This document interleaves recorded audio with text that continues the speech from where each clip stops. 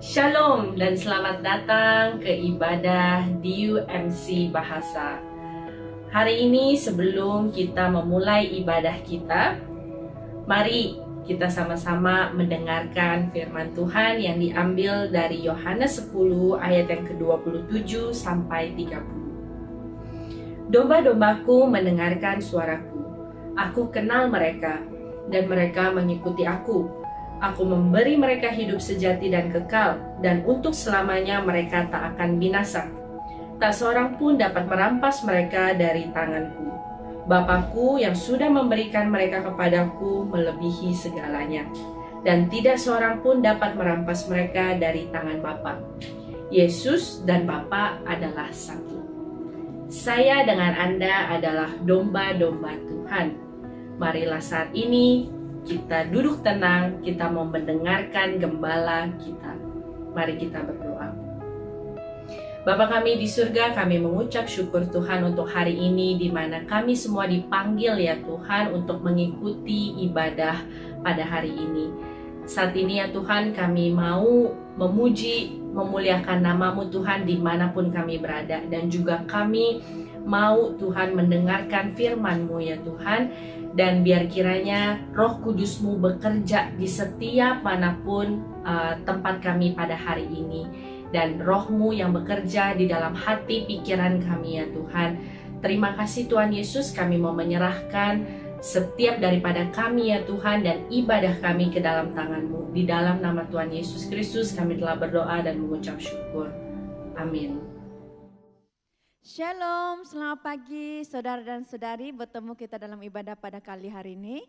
So mari kita menaikkan pujian kita, penyembahan kita kepada Tuhan. Mari kita katakan, Yesus kekasih jiwaku.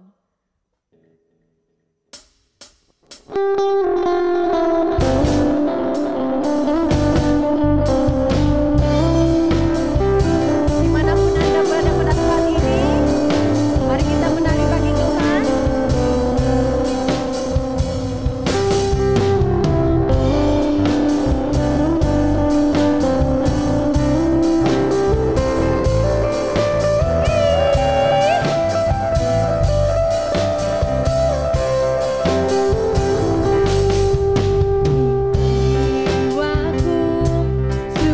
Percaya padamu, karena kasih-Mu padaku, Kau tebus dosaku. Dari terbitnya matahari dan sampai terbenamnya, Ku angkat lagu pujian, tinggikan nama-Mu dengan gendang,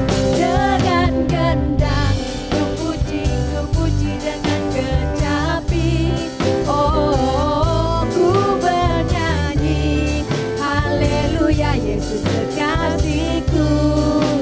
Yesus kekasih jiwaku, sungguh ku percaya padamu, karena kasih-Mu padaku, Kau tebus dosaku.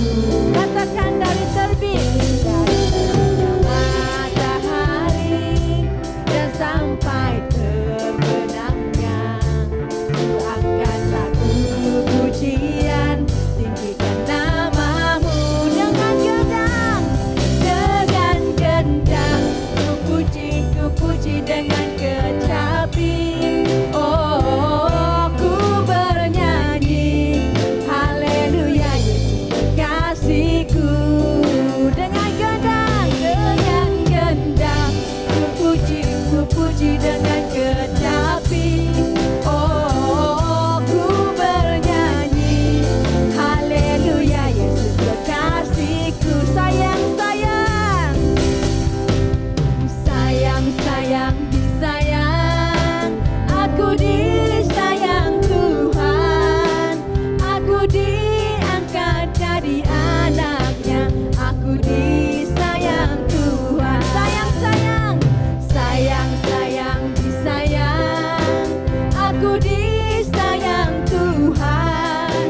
Aku diangkat jadi anaknya, aku disayang Tuhan. Glory, glory, glory, glory, hallelujah, glory, puji Tuhan. Glory, glory, glory, glory, glory, haleluya.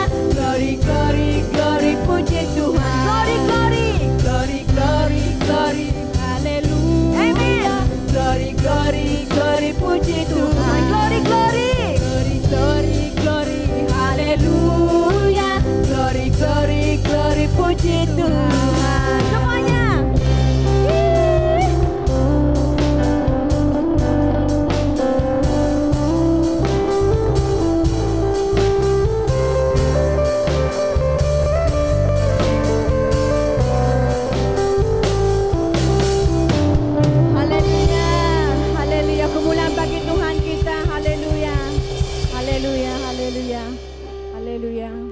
Mari saudara dan saudari, mari kita masuk lebih dalam lagi di dalam penyembahan kita. Tuhan, Engkau adalah yang terutama dalam hidup kami, Tuhan. Tuhan, pada saat pagi ini Tuhan, kami mau menyanyikan lagu ini Tuhan, sebagai doa kami di hadapan Engkau. Yang terutama di dalam hidup kami Tuhan, adalah Engkau Yesus.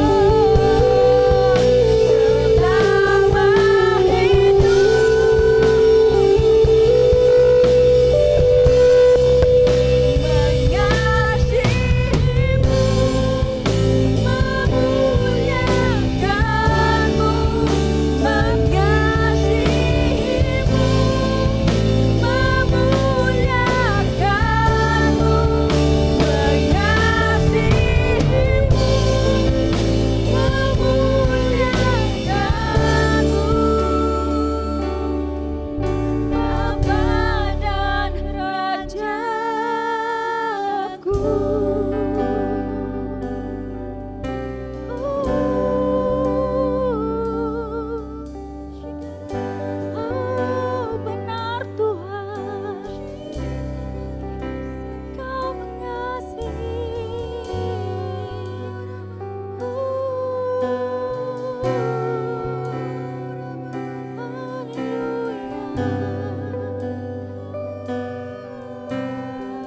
Benar Tuhan, ajar kami Tuhan untuk selalu memandang Engkau Tuhan.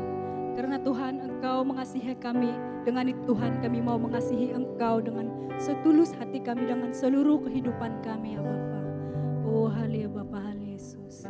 Haleluya, haleluya. Haleluya. Amin.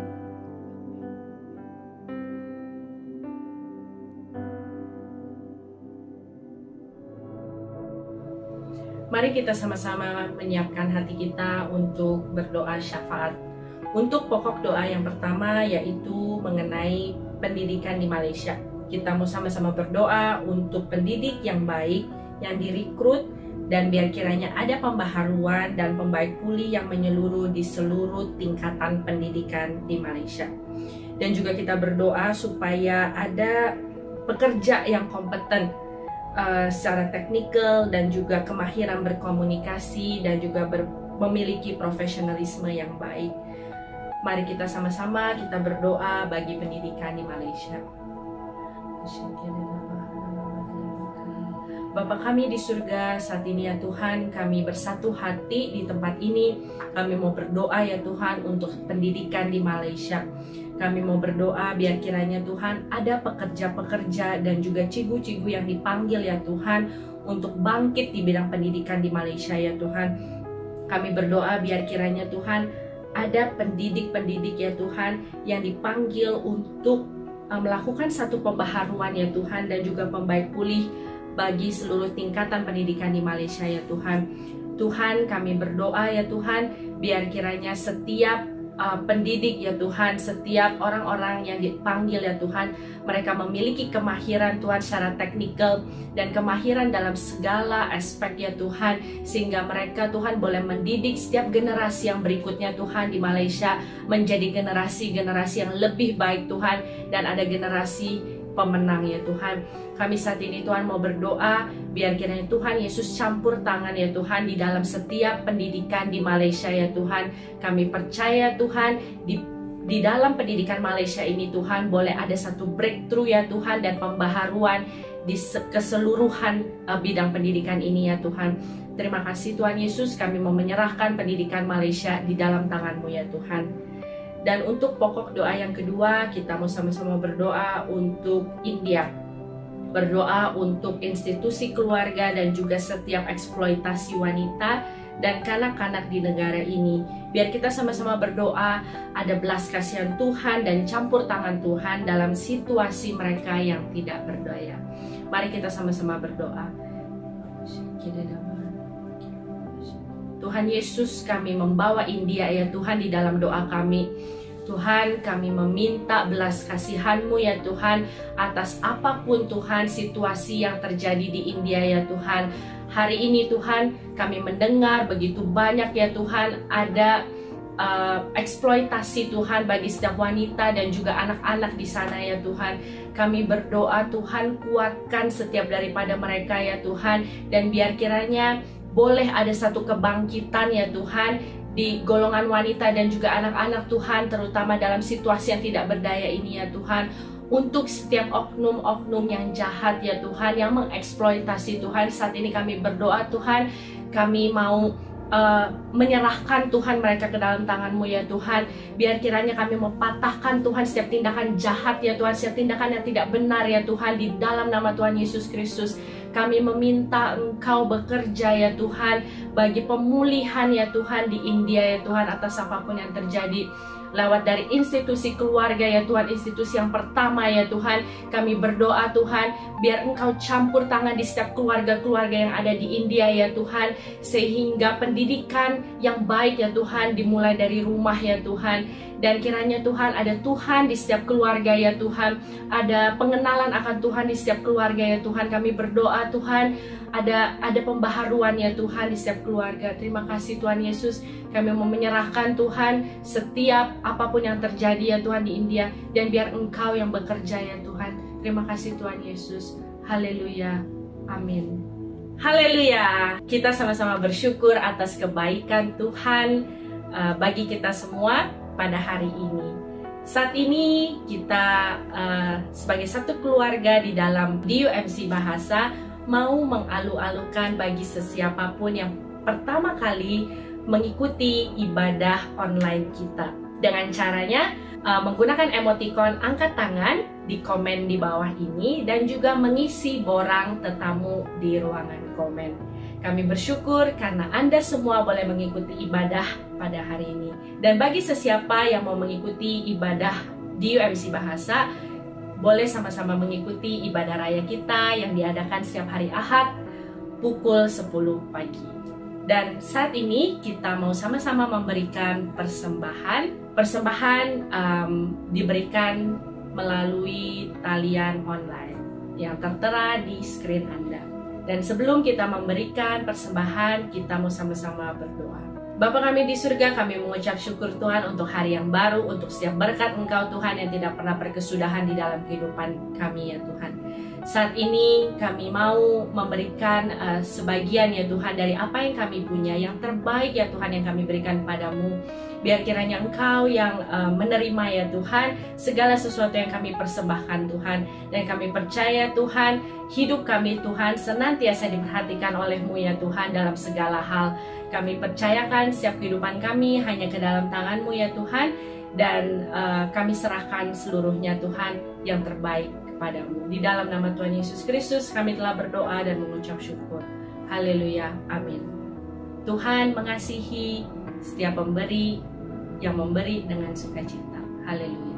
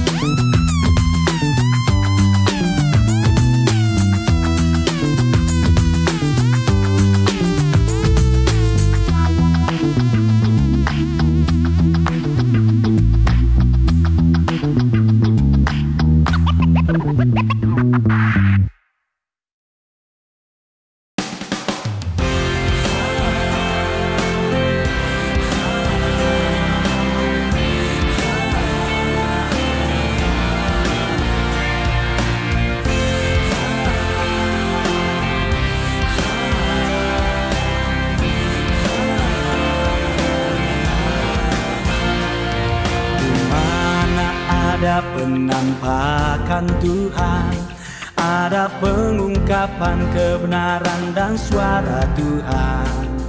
Hanya mereka yang terima kebenaran dapat dengar suara Tuhan, saksikan penampakannya, singkirkan pandangan kemustahilan. Pikiran mustahil justru yang terjadi. Hikmat Tuhan lebih tinggi dari langit, pikiran karyanya lampaui pikiran manusia. Semakin mustahil semakin kebenaran perlu dicari. Semakin lampaui gagasan, semakin terkandung kehendak Tuhan. Dimanapun dia tampak, dia tetap Tuhan, dia tetap Tuhan. Hakikatnya tak berubah, dimanapun dia tampak. Singkirkan gagasanmu, tenangkan hatimu, resapi firman ini.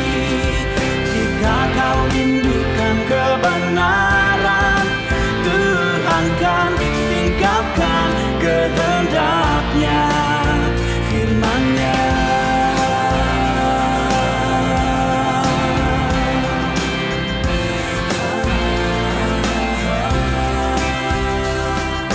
Watak Tuhan tetaplah sama, dimanapun langkahnya dia Tuhan umat manusia. Yesus adalah Tuhan bangsa Israel, Asia, Eropa, dan seluruh semesta. Cari kehendak Tuhan dari perkataannya, temukan penampakannya, ikuti jejak langkahnya. Tuhan adalah kebenaran, jalan, dan hidup. Firman dan penampakannya ada bersamaan. Watakkan jejak langkahnya, selalu diungkapkan untuk manusia. Saudara-saudari, semoga kau lihat penampakannya dalam firman ini. Ikuti dia menuju zaman baru, langit dan bumi yang baru. Bagi mereka yang menanti penampakan Tuhan, singkirkan gagasanmu, tenangkan hatimu, resapi firman ini. Jika kau rindukan kebenaran, Tuhan singkapkan kehendak-Nya. Singkirkan gagasanmu, terangkan hatimu, resapi firman ini. Jika kau rindukan kebenaran, Tuhan singkapkan kehendak-Nya, firman-Nya.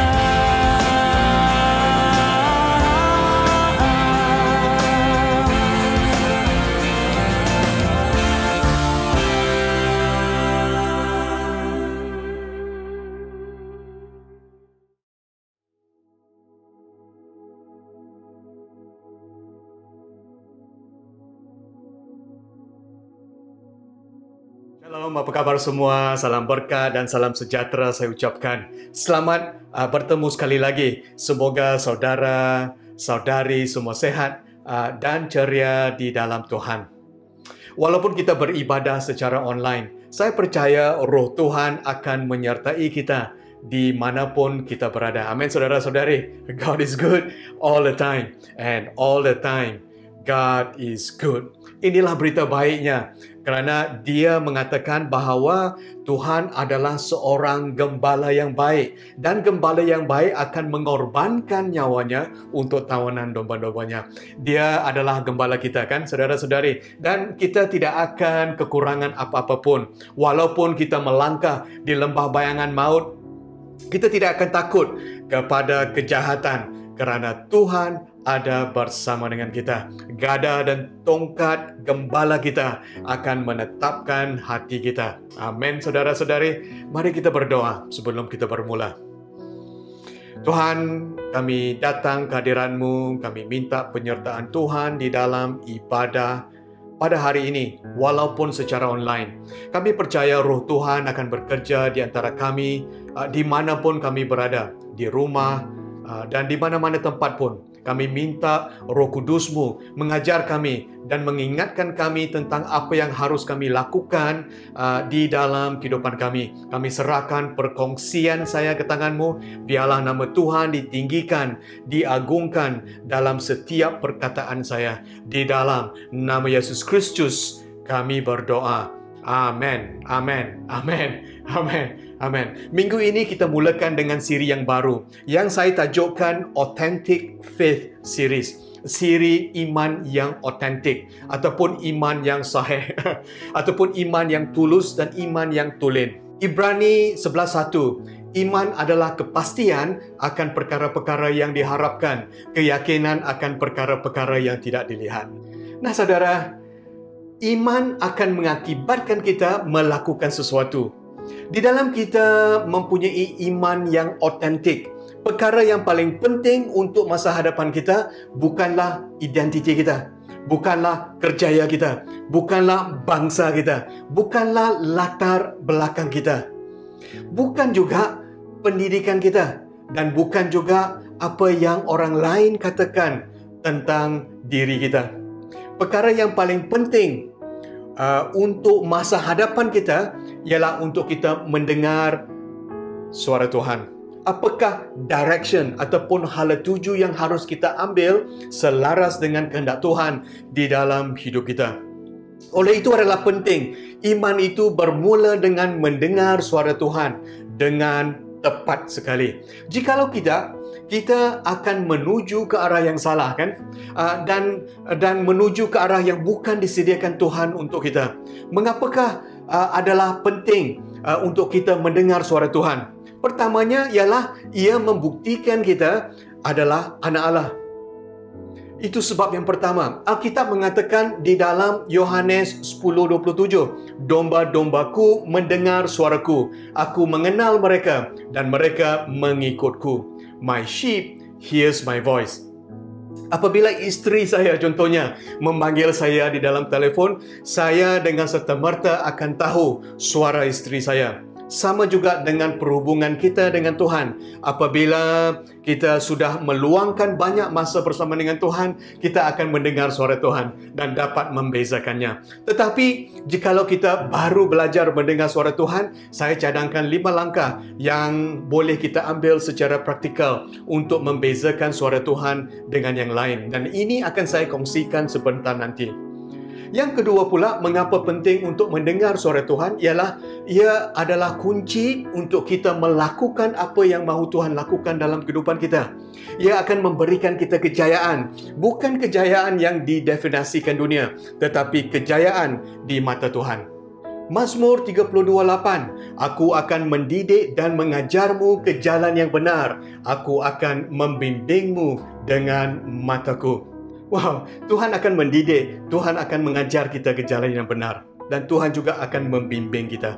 Jadi adalah penting untuk kita mendengar suara Tuhan. Apa yang saya ada sekarang secara pribadi adalah kerana kemurahan dan kurnia Tuhan dalam kehidupan saya. Dan juga saya juga belajar mendengar dan membezakan suara Tuhan daripada yang lain. Dan yang ketiga, mengapa kita harus mendengar suara Tuhan ialah untuk kita mengelakkan daripada melakukan kesilapan di dalam hidup kita. Amsal 3:6 mengatakan, ingatlah, dia dalam segala jalanmu, maka dia akan meluruskan jalanmu. Jadi apabila kita mendengar suara Tuhan, kita tidak akan melakukan kesilapan ataupun mengelakkan kesilapan di dalam hidup kita. Oleh itu hari ini, saya akan kongsikan perkongsian saya dalam 3 bahagian.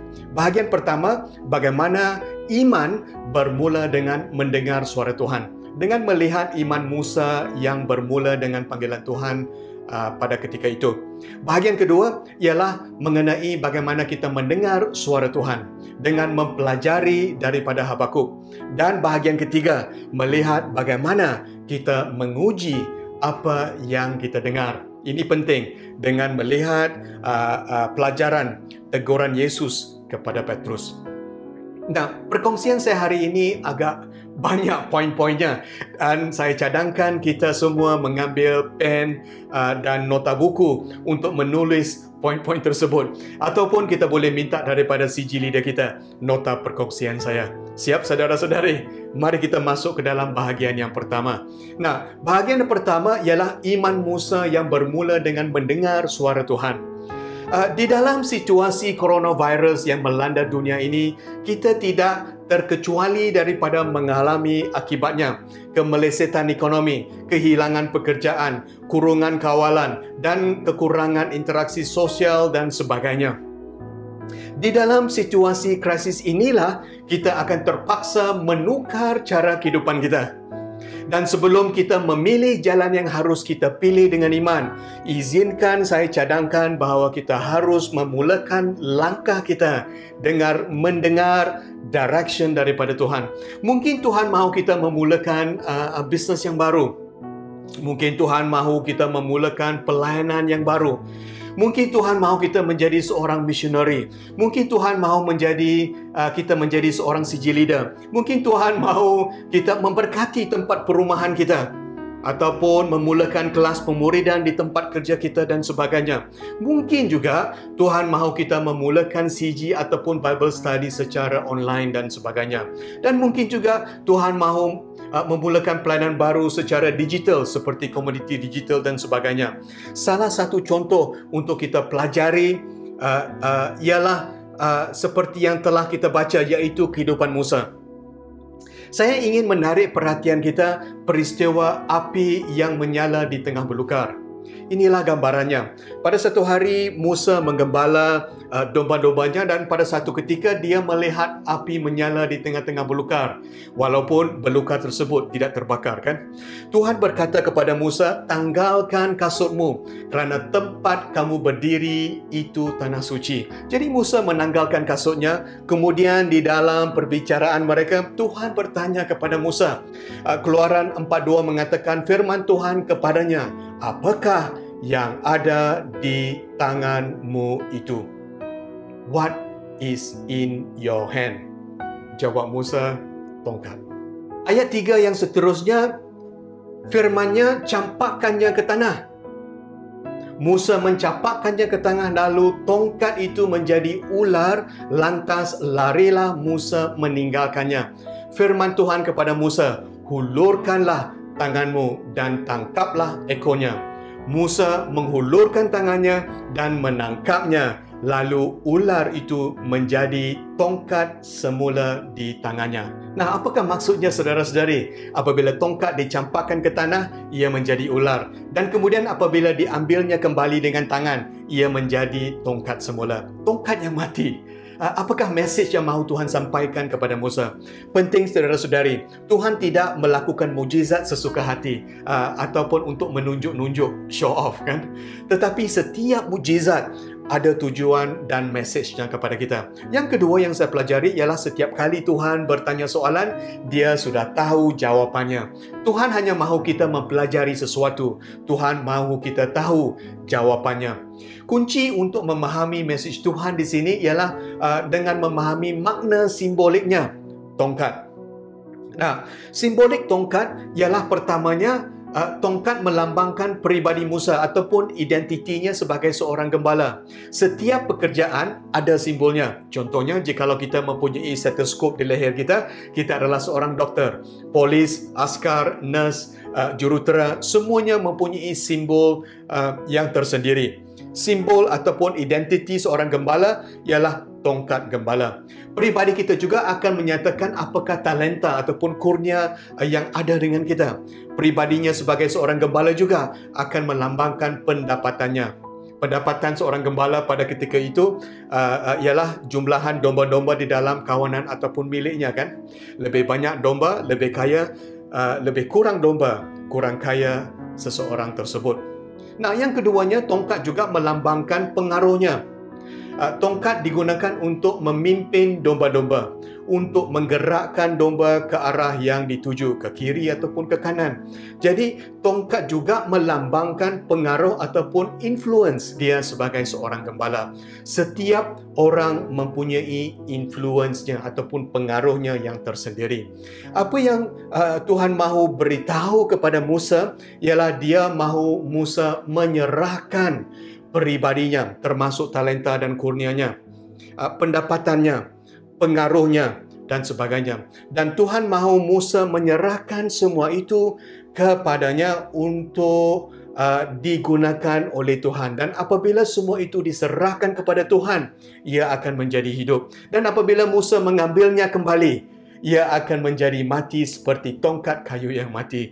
Jadi apa yang dilepaskan, diberikan kepada Tuhan akan menjadi hidup, dan apa yang akan diambil kembali untuk diri kita akan menjadi mati. Mungkin Tuhan mahu berbicara kepada kita pada hari ini, saudara-saudari. Apakah identiti kita? Apakah pendapatan kita? Apakah pengaruh kita? Would you lay it down for Jesus? Apakah kita akan menyerahkan semuanya itu kepada Tuhan?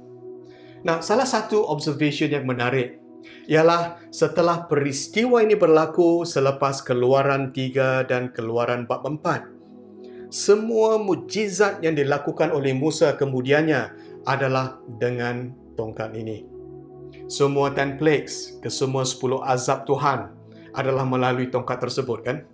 Apabila Musa meletakkan tongkat tersebut ke dalam sungai Nile River, air sungai tersebut menjadi darah. Apabila Musa sambil memegang tongkat menghulurkan tangannya ke arah laut, air pun berbelah dua. Semua mukjizat Tuhan yang berlaku selepas itu adalah dilakukan melalui the rod of God ataupun tongkat Allah. Nah, saudara-saudari, apabila kita menyerahkan diri kita, talenta kita, kemampuan kita, apabila kita menyerahkan pendapatan kita, apabila kita menyerahkan pengaruh kita, Tuhan akan melakukan mukjizat melalui apa yang telah kita berikan kepada Tuhan. Dan semua ini bermula dengan Musa menyerahkan dirinya dan mendengar suara Tuhan. Jikalau Musa tidak boleh membezakan suara Tuhan, dia tidak akan tahu apa yang harus dia lakukan, kan? Tuhan berbicara dengan Musa face to face. Inilah bahagian yang pertama. Iman bermula dengan mendengar suara Tuhan. Jadi saudara-saudari, semuanya bermula dengan Musa mendengar pesanan dan arahan Tuhan di dalam melakukan kehendak Tuhan. Persoalannya, apakah yang harus kita lakukan untuk mendengar suara Tuhan? Kita masuk ke dalam bahagian kedua, saudara-saudari, yaitu bagaimana kita mendengar suara Tuhan dengan mempelajari daripada buku Habakuk. Tetapi sebelum itu, mari kita lihat beberapa prasyarat ataupun premis untuk kita mendengar daripada Tuhan. Yang pertama yang boleh saya cadangkan ialah kita harus percaya bahawa Tuhan mengambil berat tentang setiap inci kehidupan saya. Matius 10:30, setiap helai rambut di kepalamu telah dihitung. Tuhan kita tahu setiap helai rambut di kepala kita. Anak saya joking dengan saya bahawa untuk sesetengah orang ia tidaklah susah kerana kurang rambut. Nah, tidak ada sesuatu yang di dalam hidup kita yang Tuhan tidak tahu. God cares about every detail of our lives. Mengapa? Kerana God is love. Kerana Tuhan kita adalah kasih. Bukan Tuhan kita mempunyai kasih, tetapi Tuhan kita adalah kasih. Kasih adalah karakternya. Nah, kasih Tuhan tidak bersyarat. Ia tidak bergantung kepada apa yang kita lakukan, kan? Ia tidak bergantung kepada siapakah. Ia bergantung kepada siapakah Allah. Ia tidak bergantung kepada siapakah kita. Allah itu kasih. Ia tidak bergantung kepada kelakuan kita. Ia bergantung kepada karakternya Tuhan.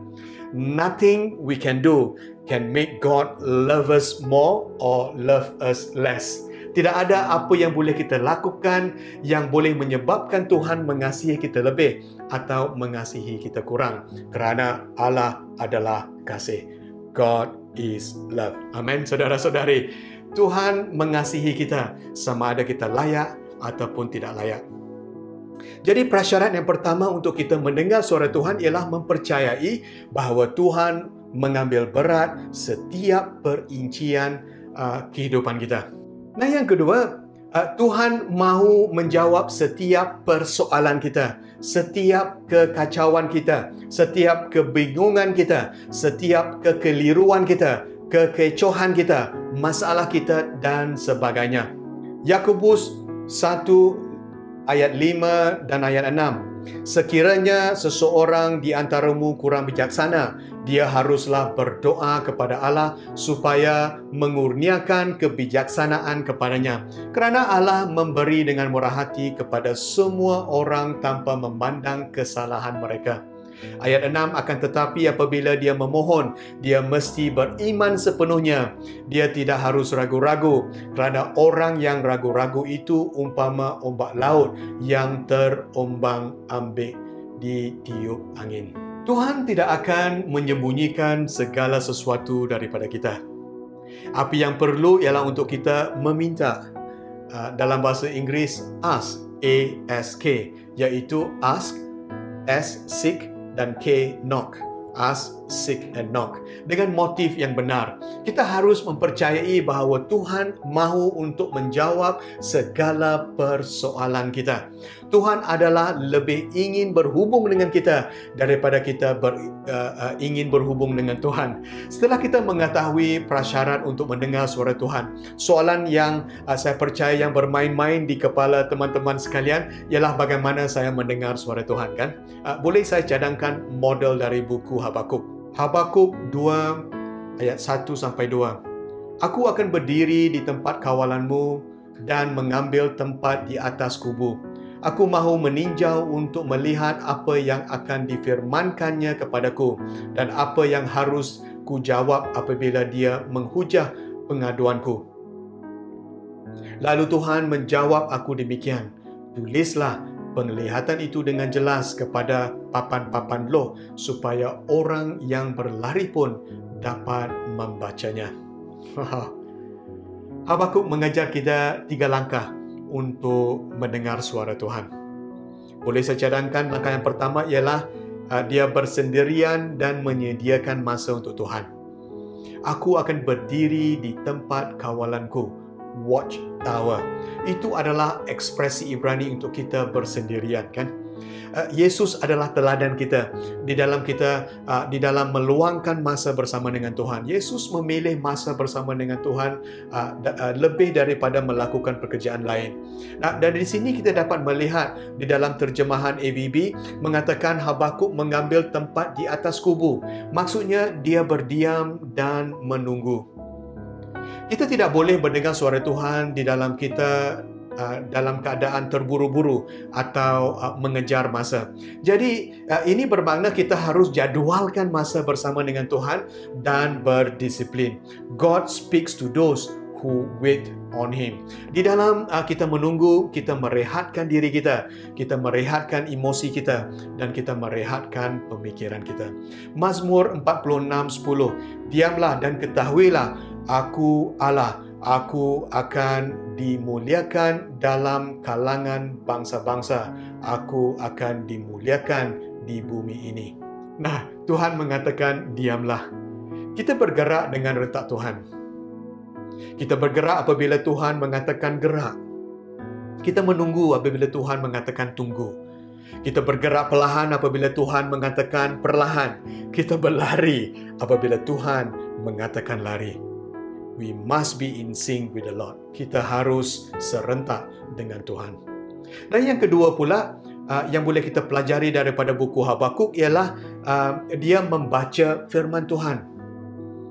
Habakuk mengatakan, aku mahu meninjau untuk melihat apa yang akan difirmankannya kepadaku. God's will is found in God's word.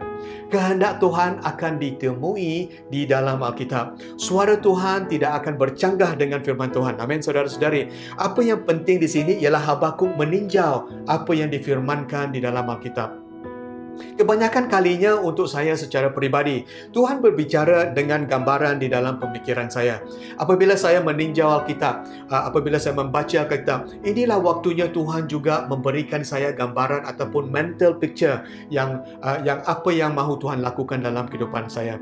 Contohnya apabila saya memulakan pelayanan Jubilee, apabila Tuhan mahu saya memulakan bisnes yang baru, apabila juga Tuhan mahu saya menyertai Gereja Bahasa Malaysia dan sebagainya. Dan sekarang sekarang apabila Tuhan memanggil saya untuk memulakan pelayanan komuniti digital, ini adalah gabungan ketiga-tiganya sekali. Dan pengalaman ini Tuhan akan gunakan untuk kemuliaan Tuhan. Pengalaman saya dalam pelayanan misi, pengalaman saya di dalam bahagian business IT dan analytics, dan pengalaman saya di dalam penyertaan saya di gereja PM. Dan ini adalah penting di mana Tuhan boleh menggunakan pengalaman kita. Dan jikalau saya tidak dapat mendengar suara Tuhan, saya tidak akan tahu apakah langkah yang harus saya ambil untuk masa hadapan. Dan yang ketiganya yang boleh kita pelajari ialah Habakuk menulis. Lalu Tuhan menjawab, "Aku demikian. Tulislah penglihatan itu dengan jelas pada papan loh." Dia menulis apa yang dia dengar dan mengongsikannya dengan orang lain. Setelah kita menulis, adalah penting untuk kita menguji apa yang kita dengar, kan? Kepada kita yang sudah berpengalaman, mungkin mendengar suara Tuhan adalah sesuatu yang senang.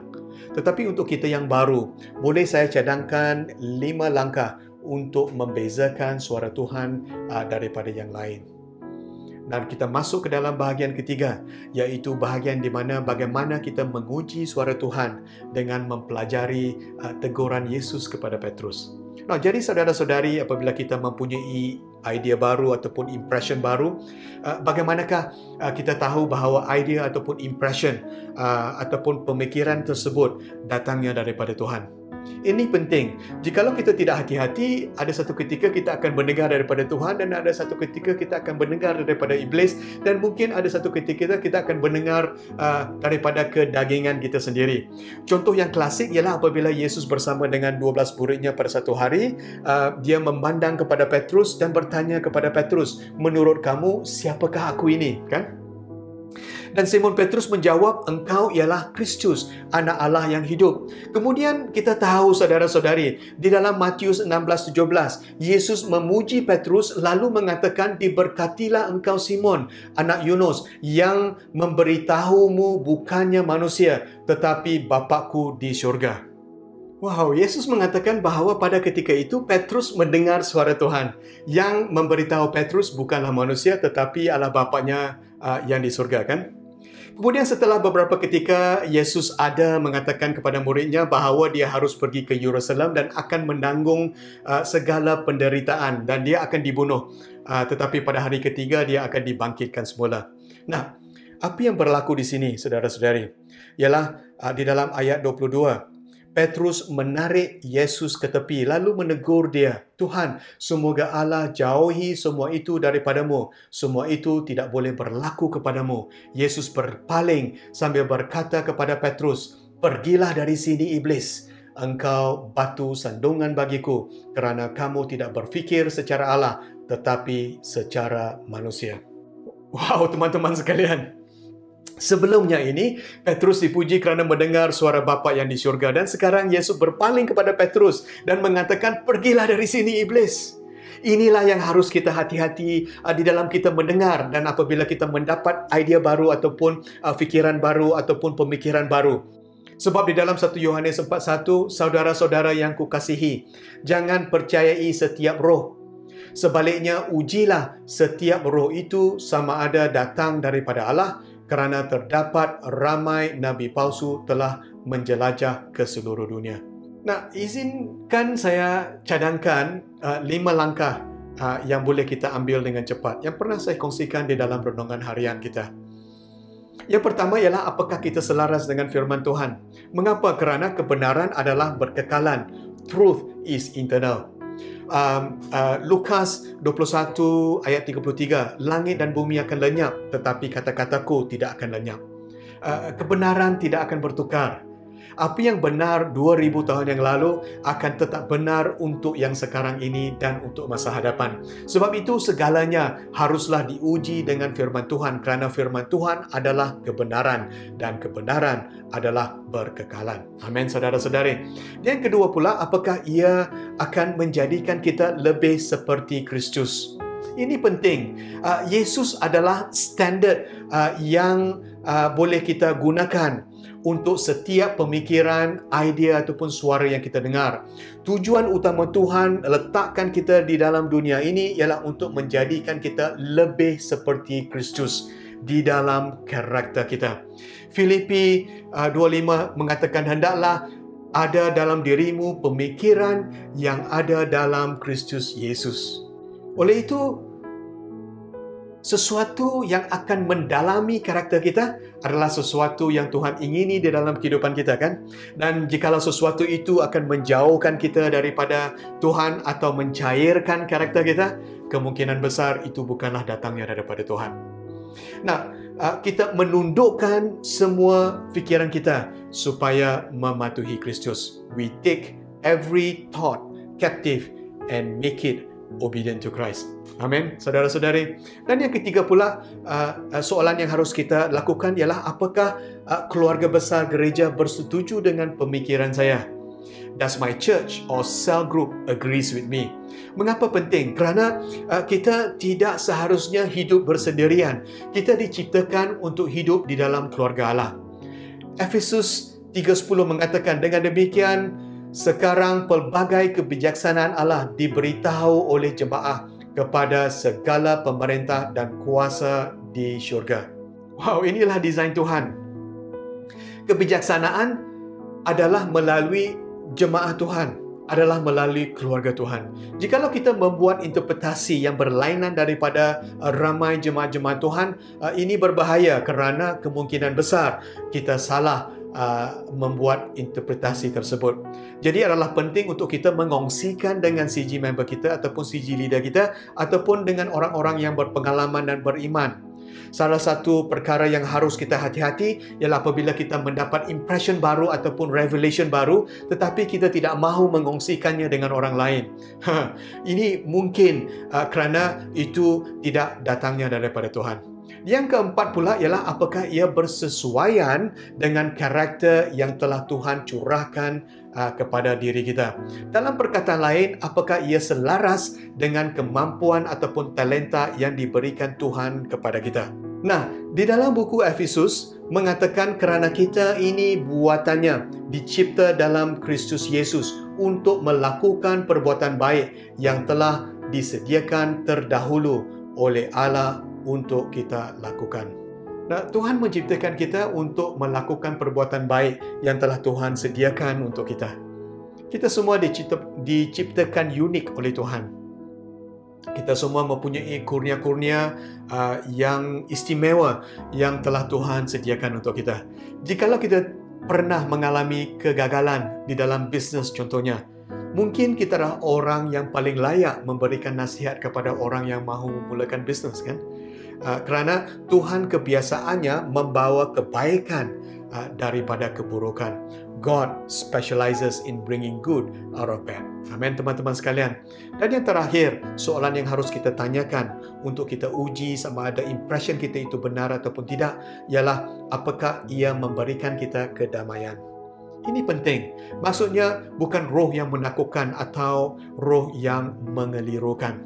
1 Korintius 14:33 mengatakan kerana Allah tidak menghendaki kekeliruan tetapi kesejahteraan sebagaimana dalam semua jemaah orang saleh. Nah, inilah ujian yang terakhir yang mahu Tuhan kita lakukan dalam kehidupan kita. Sebab Tuhan adalah Tuhan yang memberikan kita kesejahteraan, bukan Tuhan yang memberikan kita kekeliruan. Amin, saudara-saudari. Nah, kesimpulannya hari ini dalam kita memulakan siri kita yang baru iaitu iman yang otentik. Kita mahu memulakan iman kita dengan mendengar suara Tuhan seperti Habakuk dan menguji suara Tuhan supaya kita yakin apa yang kita dengar itu adalah selaras dengan kehendak Tuhan dalam hidup kita. Nah, saudara-saudari, perkara yang paling penting di dalam dunia ini ialah pertamanya menyerahkan diri kita kepada Tuhan. Kerana Tuhan kita adalah kasih. Dan kerana kasihnya, kita diselamatkan melalui pengorbanannya di atas salib untuk menebus dosa kita.